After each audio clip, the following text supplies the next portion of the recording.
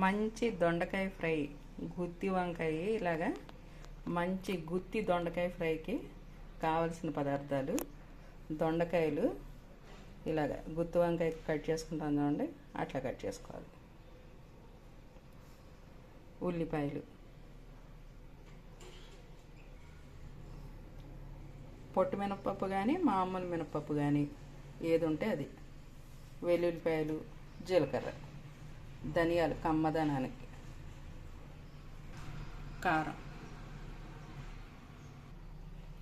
ఇప్పుడు బాండీలో నూనె పెట్టుకొని నూనె మరిగాక మన పొట్టు మినపప్పు ఉంది కదా, నేను పొట్టు మినపప్పు తీసుకున్నాను, ఏ మినపప్పు అయినా తీసుకోవచ్చు. అది వేసి 2 స్పూన్లు మంచిగా వేపుకోవాలి, కమ్మదనం వస్తుంది కదా అట్లా.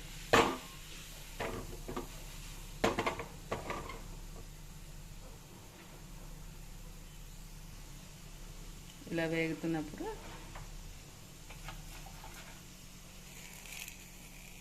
జీలకర్ర, ధనియాలు 2 స్పూన్లు, జీలకర్ర 1/2 స్పూన్ వేసేయాలి. వేసి మన దగ్గర ఉన్న ఈ వెల్లుల్లిపాయలు కూడా వేసి వేయించుకోవాలి. మంచి స్మెల్ వస్తుంది చూడండి, అలా వేయించుకోవాలి.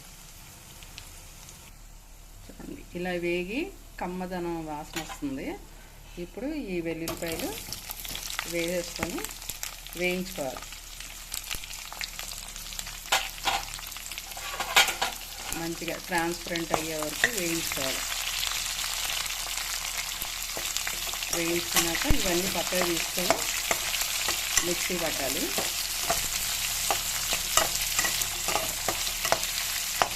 ఈ ఫస్ట్ వెజిటబుల్ ఏది వేసినా ముందు హైలో పెట్టుకొని వేయించుకొని తర్వాత సిమ్లో పెట్టుకున్నాం అనుకోండి, తొందరగా మగ్గుతాయి. ఇదో చిట్కా. ఇలా వేగుతున్నప్పుడు ఇందాక చెప్పడం మర్చిపోయాను, కొంచెం చింతపండు, పులుపు ఉంటే బాగుంటుంది కదా. చింతపండు పడదన్నా కూడా నిమ్మకాయ పిండుకోవచ్చు. చింతపండు, వెల్లుల్లిపాయ, ధనియాలు, జీలకర్ర, వెల్లుల్లిపాయ ఇలా వేసుకొని మూత పెడితే ఇలా ట్రాన్స్పరెంట్గా ఉంది కదా, ఇంకొంచెం వేగాలి. ఒకసారి మూత తీసి కలుపుకొని ఇప్పుడు ఇలా వేయించుకోవాలి.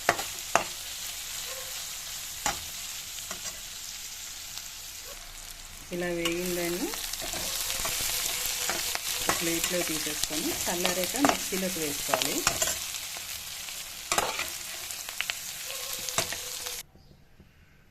ఈ వేయించి తీసేసుకున్నాం కదా, మళ్ళీ కొంచెం నూనె పోసి అది వేడయ్యాక ఇలా గుత్తి వంకాయలా కోసుకున్నాం కదా, ఆ దొండకాయలు వేసేయాలి. వేసి వీటిని కూడా చక్కగా మగ్గబెట్టుకోవాలి.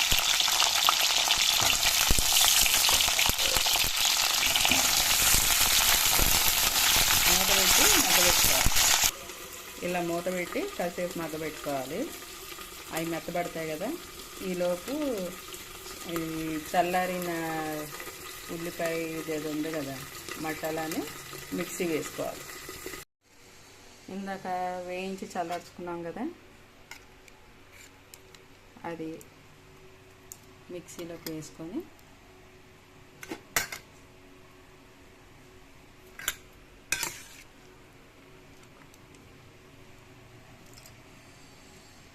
మిక్సీలోకి అట్లా వేసేసుకోవాలి. ఇలా మిక్సీలో వేసుకున్నాక కారం, చిటికెడు పసుపు, చిన్న స్పూన్, కొంచెం కొత్తిమీర, ఇదంతా మిక్సీ పట్టి వేయించుకున్న దొండకాయల్లో వేసి వేయించాలి.